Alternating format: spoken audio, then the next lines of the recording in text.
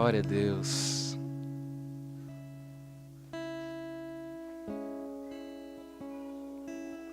Você já teve, ou você tem, aquela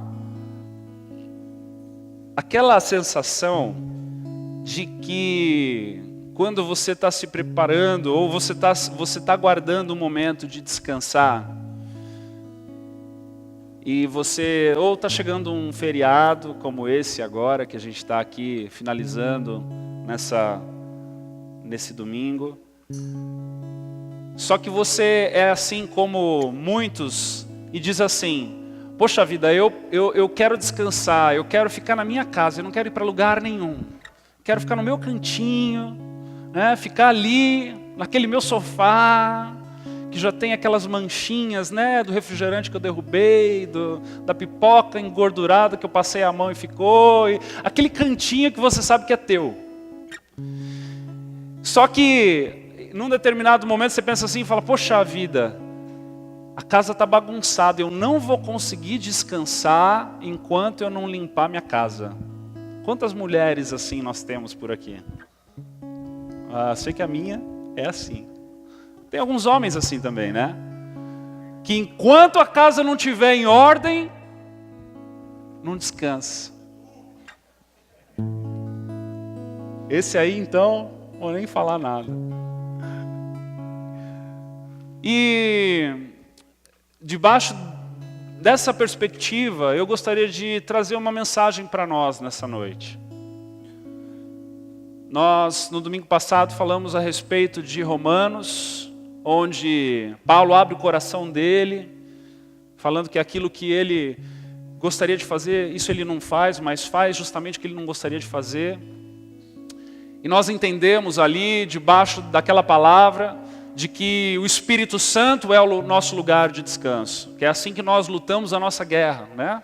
Cantamos essa música domingo passado e, de fato, é o Espírito Santo o nosso local de descanso. Mas, para que eu e você possamos descansar no Espírito Santo, existe algo que a palavra também nos ensina, e é justamente esse processo de limpar a casa, para que até, inclusive, ele possa ser bem-vindo. E eu quero então convidar você a abrir a palavra de Deus no livro de Neemias, último capítulo, capítulo 13.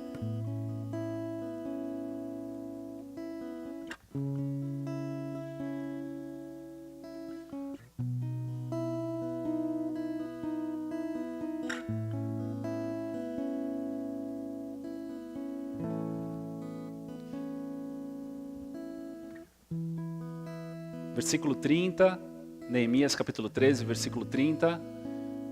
Só a primeira parte da frase deste final que diz assim: limpei-os, pois de toda estrangeirice, e designei o serviço dos sacerdotes e dos levitas, cada um na sua função, ou no seu mister.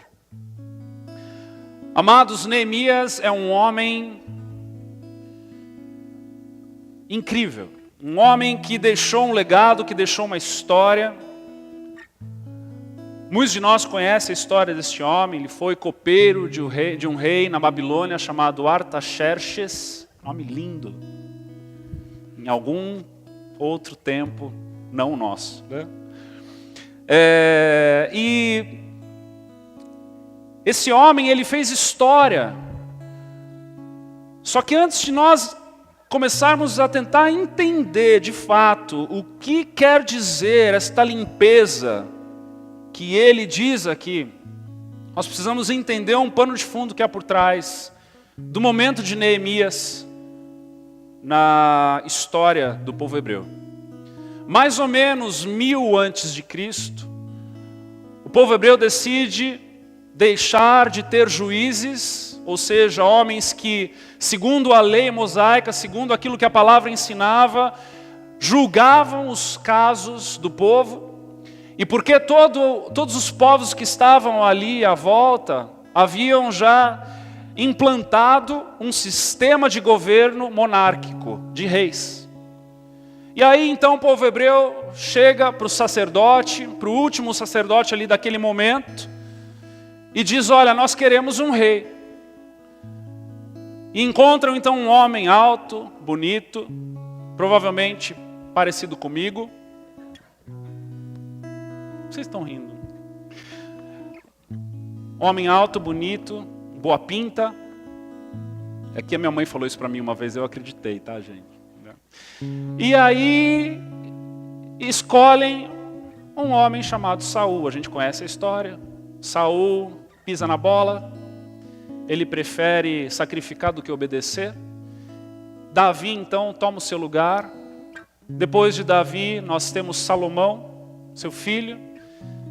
Ali ainda num sistema monárquico, Salomão tem um de seus filhos chamado Roboão, que é aquele que o substitui. E ali então Roboão, com um duro serviço, um homem muito duro, num determinado momento, já no início, no começo do seu legado como rei, ele consegue dividir o reino entre reino do norte e reino do sul, com Jeroboão, um outro homem então que se levanta, e daí para frente a ladeira abaixo, amados. Daí para frente nós vemos os reis se corrompendo, alguns tentando resgatar os valores, trazer de volta o povo para uma caminhada segundo Yahvé, segundo ao Senhor, segundo aquilo que o Pentateuco, as leis mosaicas ensinavam, mas as coisas desandam. E por quase 500 anos, este povo, então, de 1000 a.C. a 500 mais ou menos antes de Cristo, eles tentam viver aquilo que Deus havia falado para eles viverem, só que na mão de homens totalmente, enquanto uns tentavam resgatar os princípios de Deus, outros faziam deuses para si, traziam a cultura de fora, traziam a cultura de outros lugares, traziam essa cultura estrangeira e implantavam dentro dos usos e costumes do povo hebreu. Até que Deus, através de profetas, dá uma chance, 2, 3, 4, 5, 6. E a palavra diz que durante 490 anos, aqueles homens não deram descanso para a terra. Se você se lembra da mensagem do pastor Adivaldo, que esteve aqui, ele falou sobre o Shabá, falou também sobre o Shemitah. O Shemitah é o 7º ano, que é o ano de descanso. Então, se plantava, se colhia durante 6 anos, mas no 7º ano dava descanso para a terra. Era proibido plantar qualquer coisa. Se colhia simplesmente aquilo que a própria terra fazia brotar. Só que por um período de 490 anos, ou seja, 70 vezes 7. Você lembra disso daí? Em algum momento quando Cristo fala? 70 vezes 7 vezes, o povo hebreu decidiu desobedecer, desdenhar, não dar bola para aquilo que Deus estava tentando ensinar. E então, Deus, em sua misericórdia, compaixão, decide dar uma lição ao seu povo.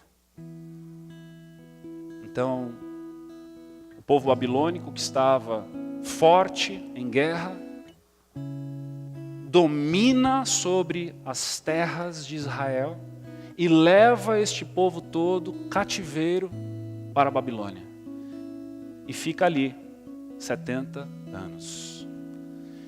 Então, se você está fazendo as contas comigo, por volta de 570, faz esse cálculo aí, mais ou menos, não importa tanto para a gente as datas aqui nesse momento, até porque eu também não lembro, mas neste momento, então, o Senhor levanta um primeiro homem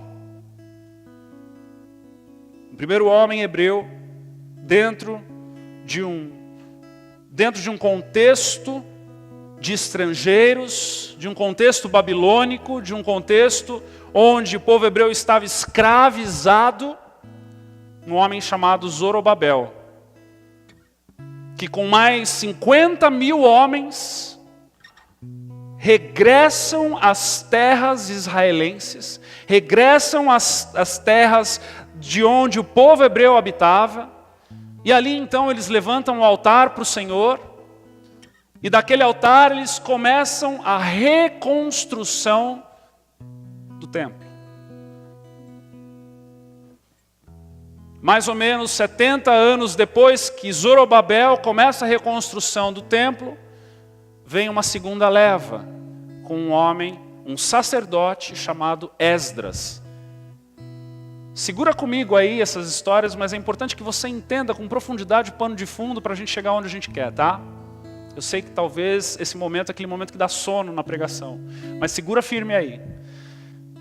Então Esdras vem com a segunda leva, e ele ali continua a trazer agora não somente a construção, como Zorobabel estava fazendo com aqueles 50 mil homens, mas ele começa a trazer agora de volta os costumes do povo hebreu, ao estabelecimento de novo das festas, ao estabelecimento de novo de toda aquela cultura que havia sido perdida.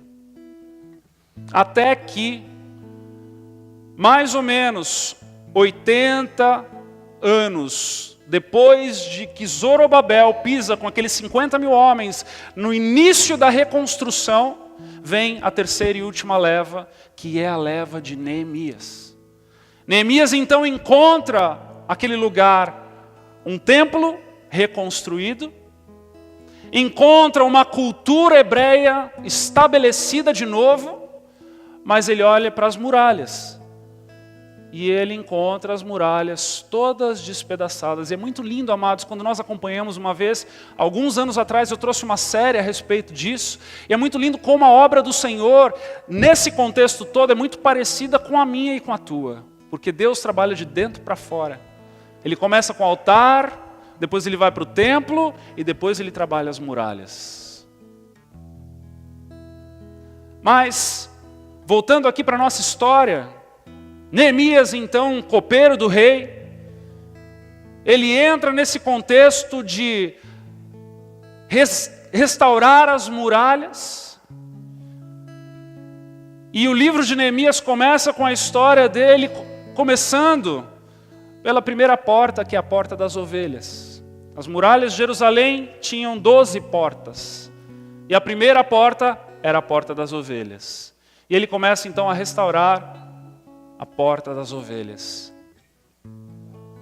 E nesse processo, nós encontramos dois homens, dois seres humanos, que tentam fazer de tudo para atrapalhar a história de Neemias reconstruindo as muralhas. O nome desses homens também são lindos. Um é Sambalate. Penso umas 3 piadas para fazer, mas eu não vou fazer para poupar você. E a minha esposa, principalmente. E o outro homem é Tobias. Sambalate e Tobias. Esses homens estrangeiros, diga comigo, estrangeiros. Esses homens estrangeiros, eles estão ali e o tempo todo eles estão atazanando a vida de Neemias. E aquele grupo de pessoas que estavam ali para justamente reconstruir as muralhas. E é um episódio do qual eu quero compartilhar contigo nessa noite, que está ali no capítulo 13.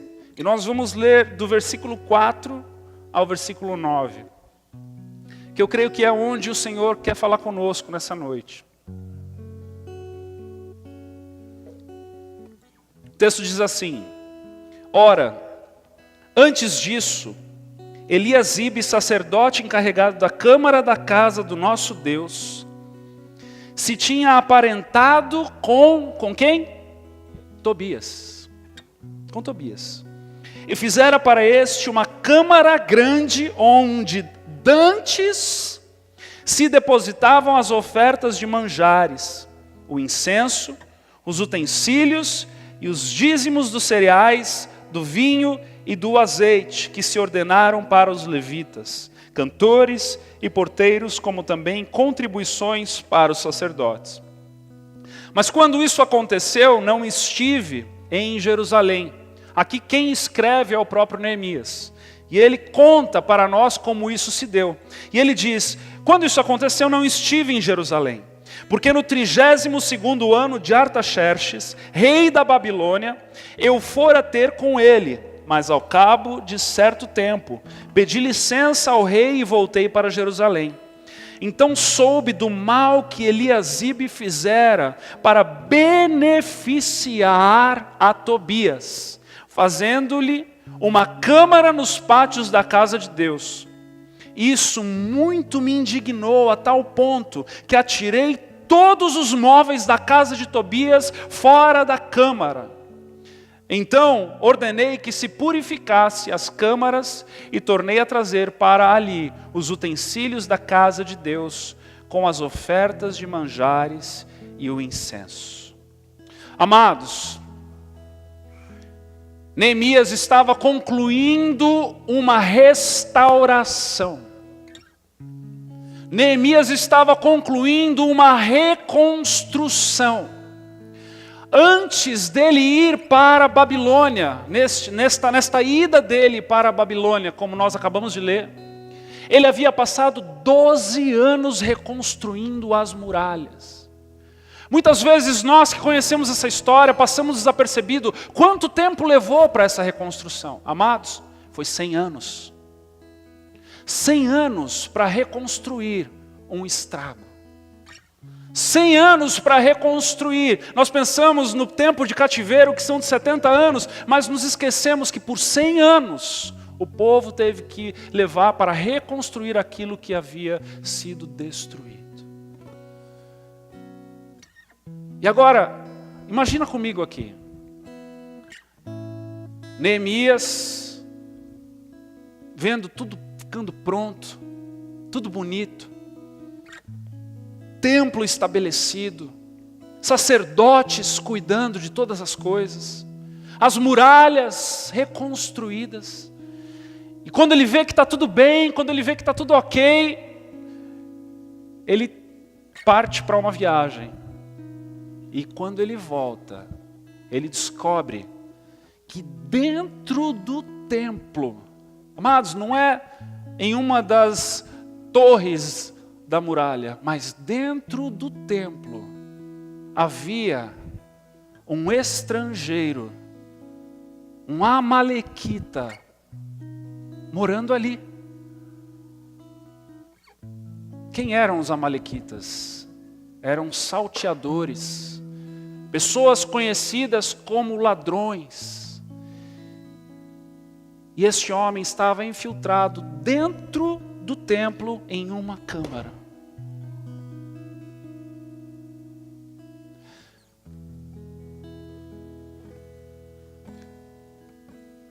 O que isso quer dizer para nós?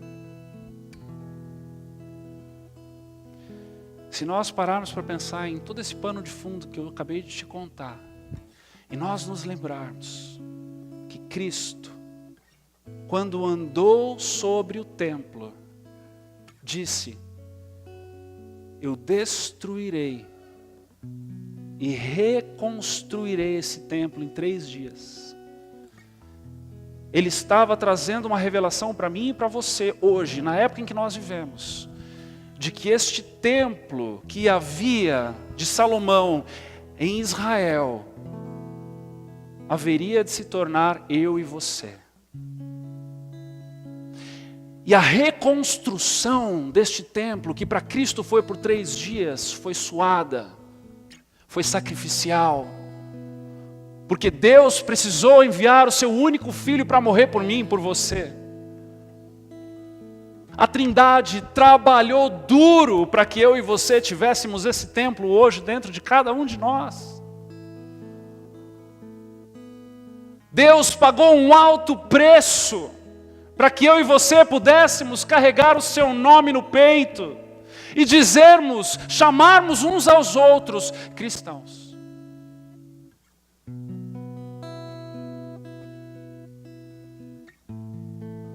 Mas ele fez isso. Ele construiu o templo.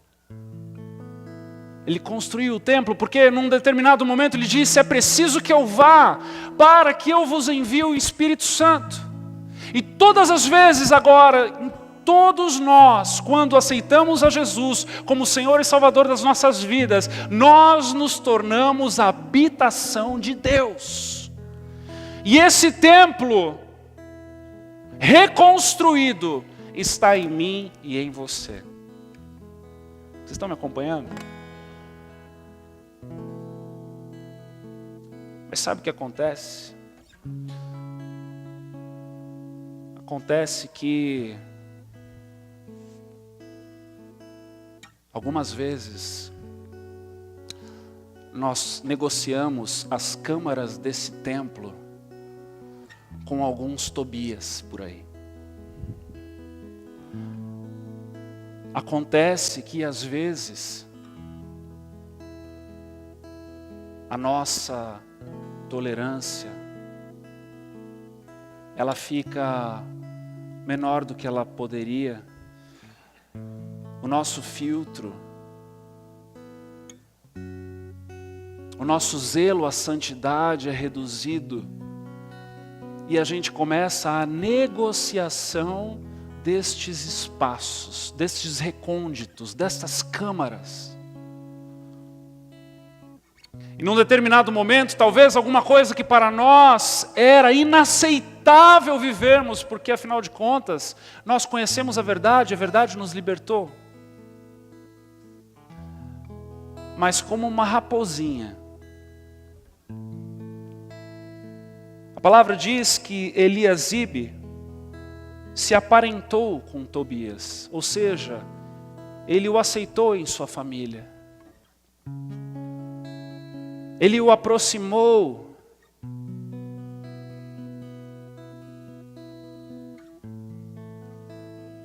Sabe, amados, essa sujeira dentro da casa, ela não vem de uma hora para outra. Pergunta para qualquer dona de casa, ou você que tem uma casa, você não vê aquela cozinha limpinha, né? Aquela cozinha perfeita, impecável, né? Quantos gostam de chegar numa cozinha limpa, né? Não tem uma louça, não tem nada. Aí você pisca assim, abre o olho, de repente está tudo sujo. Não é assim. Começa bebendo uma água, né? Começa fritando um ovo. Aí você vai lá, vai fazer um pãozinho tostado no Tostex, deixa o Tostex para fora. Aí você pega uma bolachinha. Aí daqui a pouco, a hora que você vê, está tudo bagunçado. Amados, estava tudo pronto. Este é o último capítulo dos livros que diz respeito a esse processo de reconstrução.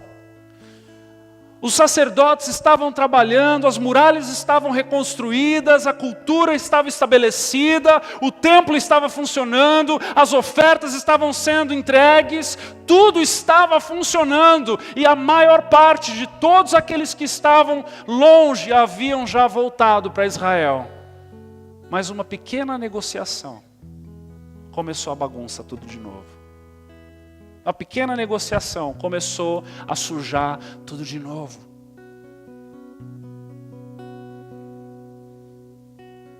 E nós vemos então Neemias dizendo no versículo 8: isso muito me indignou. Eu fiquei doido com esse negócio.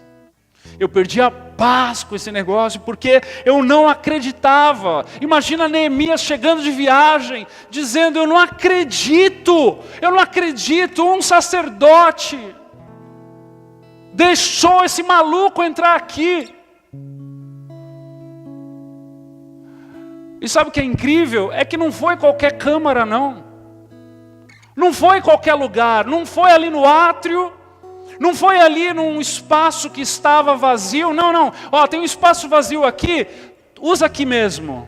Não foi, amados. A palavra diz que o lugar onde Eliasibe havia dado para Tobias era um lugar onde anteriormente se depositavam as ofertas de manjares, os incensos, os utensílios, os dízimos dos cereais, do vinho e do azeite que se ordenaram para os levitas, cantores e porteiros, como também contribuições para os sacerdotes, o lugar de provisão para o templo.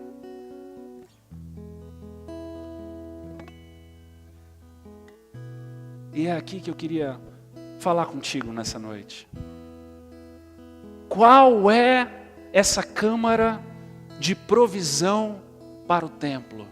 É justamente onde habita a vida piedosa do cristão. É justamente o lugar de descanso.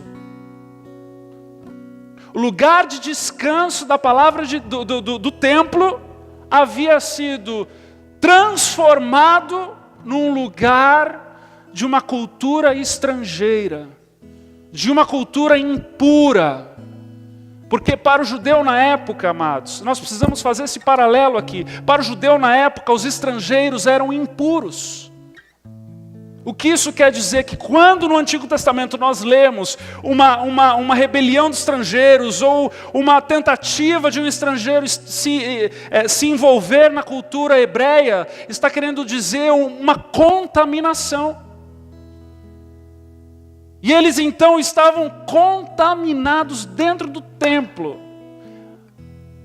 E sabe o que é incrível? É que as muralhas estavam protegendo a contaminação. A mesma muralha que servia para proteger da contaminação,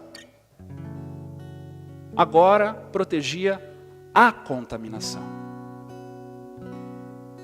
Ou seja, para nós hoje, o mesmo envolvimento que nós temos nas coisas do Senhor, que nos protege, ou pode nos proteger, ou melhor, deve nos proteger das coisas desse mundo, podem acabar se tornando uma religiosidade tal, quando que na aparência, ou seja, nas muralhas, naquilo que todo mundo vê, está bonito, novo, reformado, restaurado, e por dentro está sujo.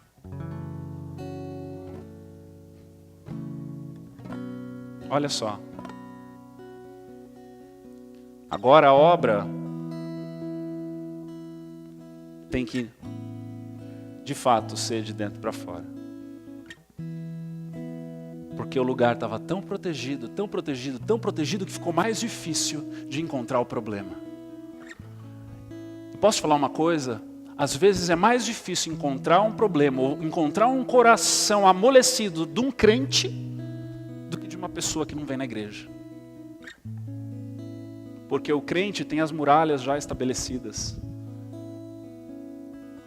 Mas quem não vem na igreja, está vivendo a vida sem saber que está fazendo coisa errada, ou até mesmo sabendo, mas não tem vergonha. Às vezes é melhor ser um sem vergonha do que uma pessoa que mascara aquilo que faz escondido, ou que permitiu aquela sujeira entrar. Amados, se eu e você queremos desfrutar o descanso na presença do Espírito Santo, nós precisamos ser honestos e encararmos todos os Tobias dentro de nós. Se eu e você queremos a manifestação do Espírito Santo, como foi pregado domingo passado, nós precisamos ser sinceros, honestos, verdadeiros, nos achegarmos no altar na presença de Deus e derramarmos tudo o que precisa ser derramado, abrirmos todas as câmaras que precisam ser abertas e dizer: Deus, assim como Neemias fez, entra e leva tudo embora, mas leva jogando para fora mesmo, e faz uma fogueira lá fora que eu não estou nem aí. Tem alguém disposto a isso aqui nessa casa? Cuidado, meus irmãos, porque a muralha que Deus talvez já tenha construído está te privando de que essas câmaras todas sejam limpas, porque elas estão tão protegidas.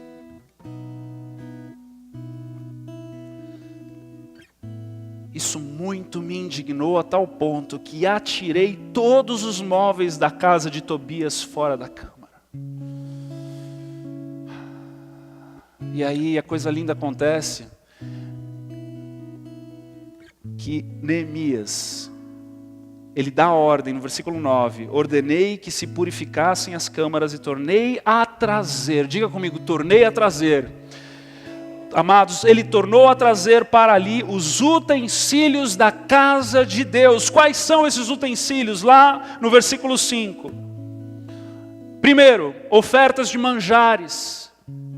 São os sacrifícios. Os sacrifícios. Eu falei aqui do dízimo, falei da oferta, sacrifícios. O cristão genuíno, ele vive sacrificando seu coração, sacrificando seus desejos, sacrificando os seus recursos, sacrificando o seu tempo, sacrificando o seu coração, a sua vontade. Os sacrifícios. Precisava trazer de volta a oferta de manjares. Segundo, o incenso, a oração, o tempo de oração na presença do Senhor, o tempo de clamar na presença do Senhor, a provisão do incenso subindo, a oração, o momento em que você abre a tua boca, fala com teu Deus, os utensílios, os objetos que te favorecem na presença de Deus. Quem já foi na minha casa sabe que tem um cantinho lá, que tem uma guitarra, tem um violão. Ah, meu irmão, são os meus utensílios. Aqueles ali me favorecem na presença de Deus. Os dízimos dos cereais, a provisão de Deus, a fé de que Deus provê na tua vida, o reconhecimento de que todas as coisas que se achegam a tuas mãos, vêm de Deus. Essa verdade intrínseca na vida do cristão, de que Deus é o Deus que provê. Do vinho, o que é o vinho, senão o sangue da nova aliança, a vida centrada em Cristo, Cristo como centro de todas as coisas, a partir de Cristo. Por muito tempo, eu fazia uma lista de prioridades e eu falava assim, primeiro Deus, segundo, família. Mas um dia eu descobri que Deus não está em primeiro lugar, Ele está em todas as coisas. É completamente diferente. Deus não deve estar nem em primeiro lugar, Ele deve estar em todas as coisas. Você não coloca Deus numa lista. Você entrega a lista para Deus e fala, e aí, Senhor? O Senhor aprova isso ou não? Totalmente diferente. E o azeite. O azeite. O que é o azeite? É o Espírito Santo. É o Espírito Santo. A câmara que provia azeite para o templo, a câmara que provia a presença do Espírito Santo, já estava sendo ocupada por um estrangeiro, já estava sendo ocupada por impurezas, já não havia mais Espírito Santo. E agora aqui eu preciso dizer algo a você.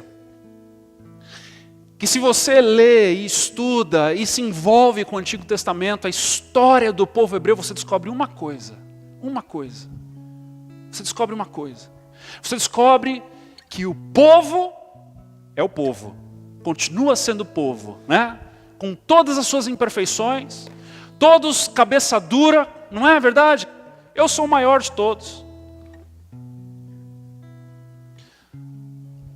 Minha filha quase deu risada. Mas sabe o que acontece? Acontece que Deus nunca abandonou o povo hebreu. Nunca abandonou. Nunca abandonou. Com todas as cabeçadas que eles deram, com todas as burrices que eles fizeram, com toda a incredulidade que eles apresentaram, Deus nunca abandonou o seu povo. Decidiu ser traído, como nós vemos nos pequenos profetas, por outros deuses, com outras imagens. Sabe por quê? Porque quando nós nos entregamos ao Senhor, nós nos tornamos povo dele e nos tornamos propriedade peculiar de Deus. Nós não somos mais nossos, assim como o povo hebreu. O povo hebreu, eles tinham Deus como Criador e como o Senhor da vida deles. E por diversas vezes, diversos momentos na história do Antigo Testamento, nós vemos eles se distanciando e se aproximando do Senhor. Deveras, algumas vezes porque eles voltavam e outras vezes porque o caldo engrossava e Deus os trazia de volta. Em alguns momentos, nós vemos Deus se irando contra eles, ao ponto deles não terem mais o que fazer, a não ser voltarem para os caminhos de Deus. E em algumas outras vezes, nós vemos eles se arrependendo e voltando para os caminhos de Deus por vontade própria. E a pergunta que eu tenho para você e para mim nessa noite é: qual desses dois caminhos nós vamos escolher? O caminho de deixarmos dar tudo errado por causa dessas câmaras que estão contaminadas e vamos levar a vida de qualquer jeito, para até que Deus chegue no momento onde Ele nos recolha ou Ele faça alguma coisa que a gente não vai ter mais nada para fazer a não ser clamar e implorar pela presença dEle? Ou nós vamos nos entregar na presença dEle e dizer: Senhor, pode limpar tudo isso aqui, pelo amor de Deus, porque eu não aguento mais viver essa mentira, eu não aguento mais viver com esses lugares sujos dentro de mim, Senhor, eu não aguento mais, eu preciso da Tua intervenção, eu preciso da Tua ajuda. Davi havia cometido uma atrocidade num determinado momento na sua caminhada. O profeta chega para ele e diz assim: como é que você quer ser punido? Você quer ser punido com 7 anos de fome no teu reino? Você quer ser punido com 3 meses com todos os teus inimigos te perseguindo? Ou você quer ser punido por 3 dias com uma praga que virá da parte do Senhor? Davi rapidamente, prontamente responde assim, ele diz, está lá em 2 Samuel, no último capítulo, ele diz assim: eu prefiro ser punido pelo Senhor, porque Ele é rico em misericórdia. Amados, para descansar, a casa tem que estar limpa. Para descansar, o Senhor precisa encontrar em mim e em você mãos limpas e coração puro. Para descansar e depender do Espírito Santo, Ele precisa ter acesso ao nosso coração. E a palavra de Deus diz que a luz e as trevas não ocupam o mesmo espaço. Para descansar, Ele precisa ter acesso do nosso coração de forma completa. Para descansar, não é estar perfeito, é estar acessível. Não é estar com tudo pronto. Tem gente que chega e diz: eu não estou pronto para ir para a igreja ainda, porque eu tenho esse vício, eu tenho aquilo. Não vai estar nunca. Ninguém vai estar nunca pronto para entrar numa igreja. Eu não estou pronto para pastorear. Ninguém está pronto para nada. É por isso que é pela graça de Deus. Mas é preciso estar acessível. Estar pronto é uma coisa, isso vai acontecer na glorificação. Estar acessível pode ser agora, e é melhor que seja. Porque ele precisa ter acesso em todas essas câmaras. Assim como Neemias chegou lá, pegou: isso aqui é de Tobias, jogou longe. Isso aqui é de Tobias, jogou longe. Isso aqui é de Tobias, jogou longe.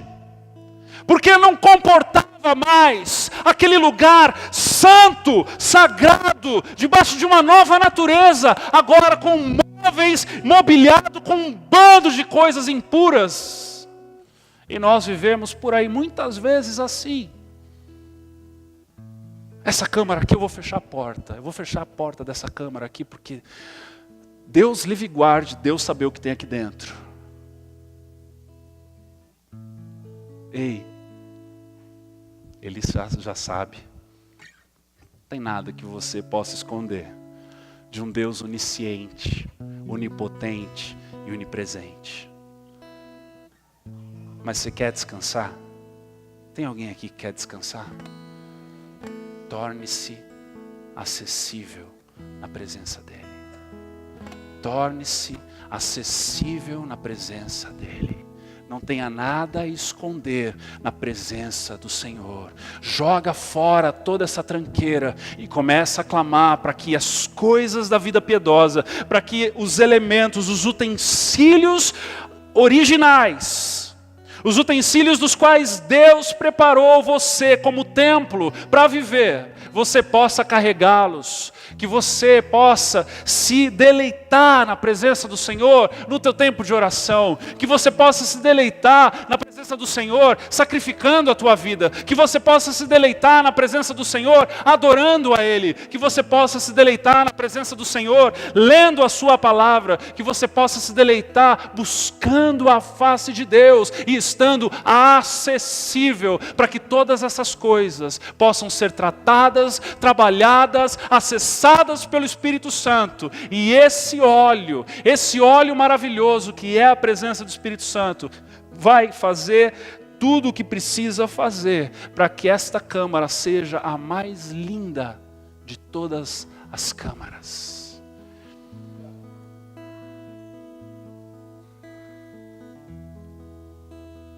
Torne-se acessível em nome de Jesus.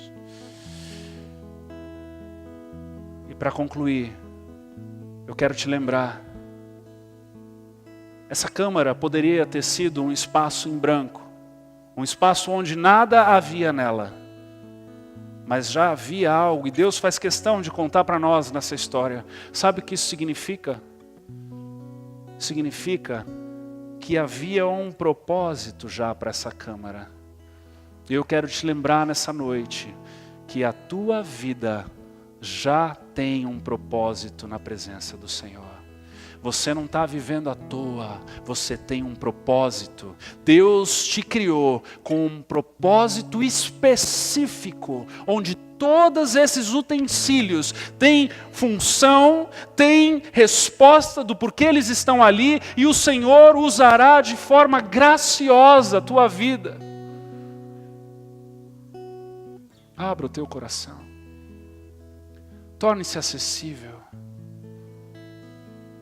Permita com que essa conclusão, o final dessa história, dessa reconstrução do templo, de que Jesus disse que reconstruiria em 3 dias, encontre em você acessibilidade para que você viva nessa vida que Deus preparou para você.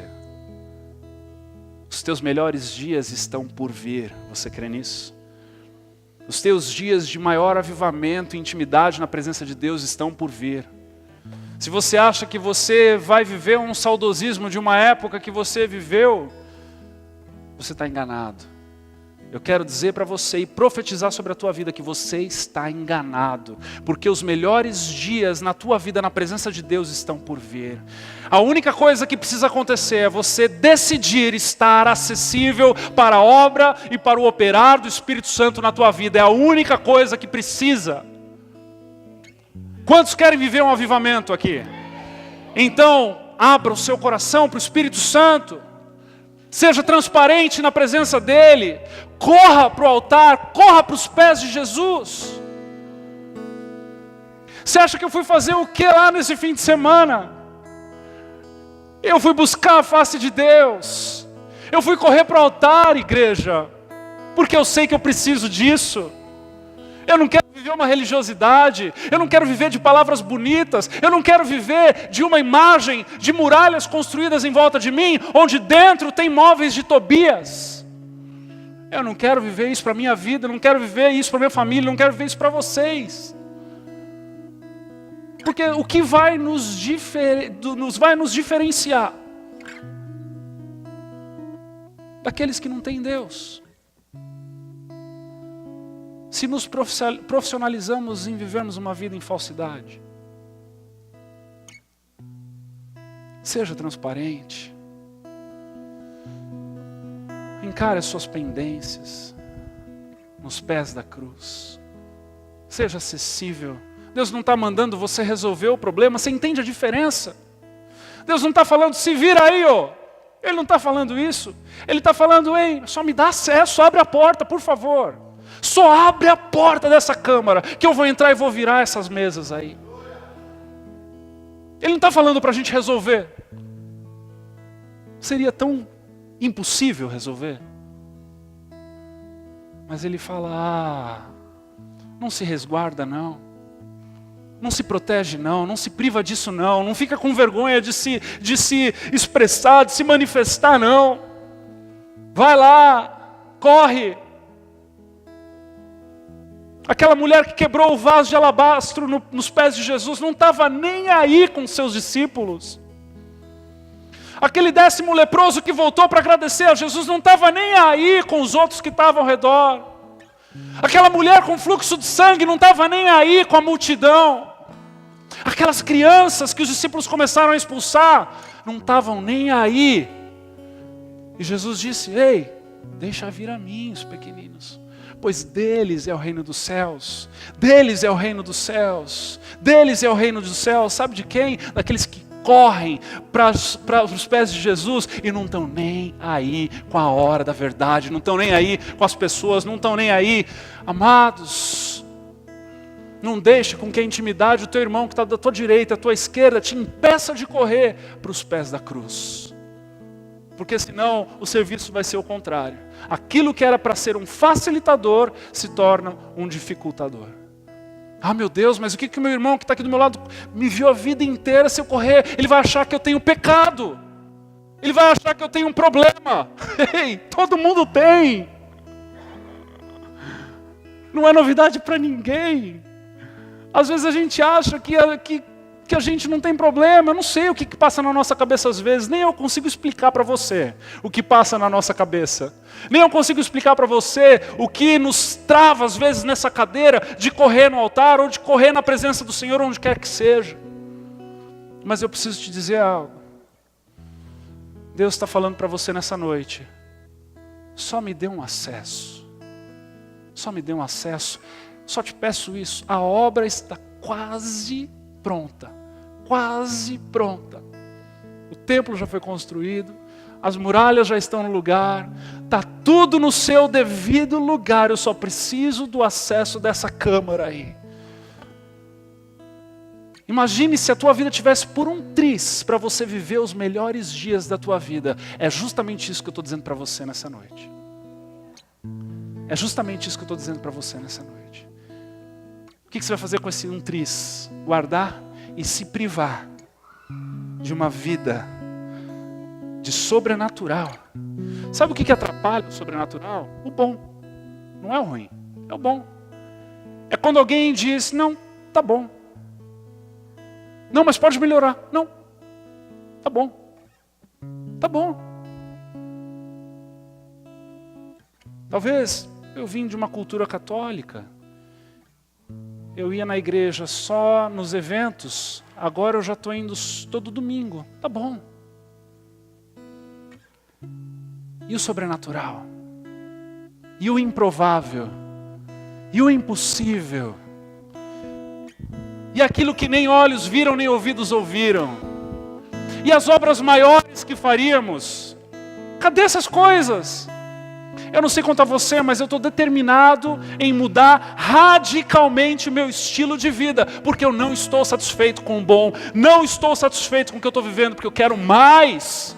Eu quero mais, eu quero mais, e não é um mais egoísta que é para mim, é um mais do reino de Deus. É um mais do reino de Deus.